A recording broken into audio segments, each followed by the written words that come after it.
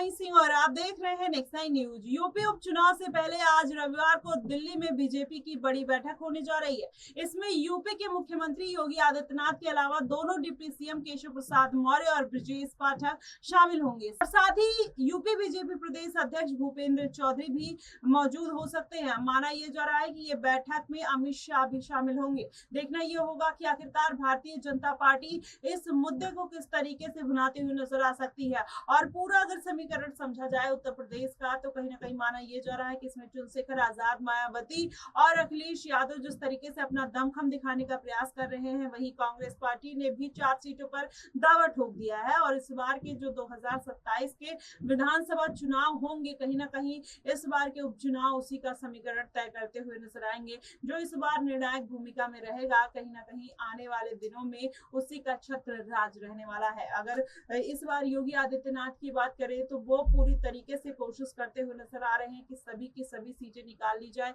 लेकिन वहीं अगर कटहरी क्षेत्र की बात करें, करहल बिजनौर की बात करें, तो यहाँ पर दलितों का जिस तरीके से दबदबा, ओबीसी वोट बैंक का दबदबा देखने को मिलता है, ऐसे में भारतीय जनता पार्टी को काफी मुश्किलों का सामना करना पड़ सकता है। वहीं दूसरी तरफ देखा जाए तो जिस तरीके से चंद्रशेखर आजाद रावण ने नगीना सीट पर ताल ठोकी और 5.5 लाख वोटों से भारतीय जनता पार्टी के कैंडिडेट को हराया, उससे ये कहा जाने लगा था कि ये पूरा मामला कहीं ना कहीं अब चंद्रशेखर आजाद रावण के भी पक्ष में जा सकता है, क्योंकि चंद्रशेखर आजाद काफी मार्जिन के साथ जीते थे। टोटल उन्हें 5.5 लाख वोट मिले थे। तो ऐसे में अगर उन आंकड़ों को ध्यान में रखा जाए तो कहीं ना कहीं भारतीय जनता पार्टी के लिए कुछ सीटों पर जीत दर्ज करना आसान नहीं होगा। और यही कारण है कि माना यह जा रहा है कि इस बार जो समीकरण बनते हुए नजर आ रहे हैं, उसमें मायावती, चंद्रशेखर आजाद, स्वामी प्रसाद मौर्य, पल्लवी पटेल, अगर ये चारों पार्टियां अपना समीकरण बना लेती हैं तो जाहिर तौर पर चाहे योगी आदित्यनाथ हो या अखिलेश यादव हो, उनको बड़ा झटका लगते हुए नजर आ सकता है।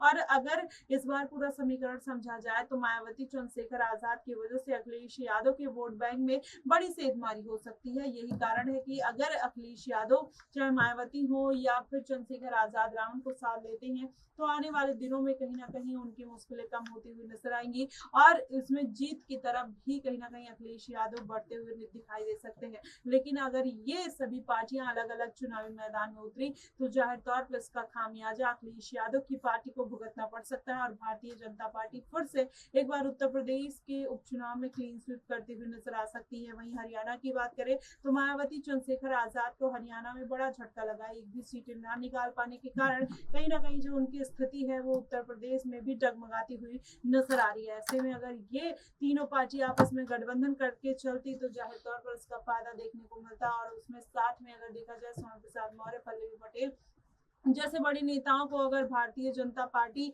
ने साथ लिया तो जाहिर तौर पर मायावती भी उनको साधने का प्रयास कर सकती थी। अगर उनको साथ दी तो जाहिर तौर पर उनका वोट बैंक और जनाधार भी बढ़ता हुआ नजर आता। लेकिन मायावती की एक गलती की वजह से हो सकता है कि उनको बड़ा खामियाजा भुगतना पड़ सकता है। और अगर अखिलेश यादव, चंद्रशेखर आजाद और मायावती का गठबंधन होता तो जाहिर तौर पर भारतीय जनता पार्टी को बड़ा झटका लगने की पूरी संभावना थी। और शायद यही कारण है कि ना मायावती किसी के साथ गठबंधन करना चाहती है, ना चंद्रशेखर आजाद रावण गठबंधन करना चाहते हैं। और इसका खामियाजा आखिरकार किस पार्टी को भुगतना होगा, आपको क्या कुछ लगता है, आप हमें कमेंट बॉक्स में जरूर बताएगा। फिलहाल के लिए बस इतना ही। देश और दुनिया की तमाम खबरों के लिए हमारे साथ बने रहिएगा।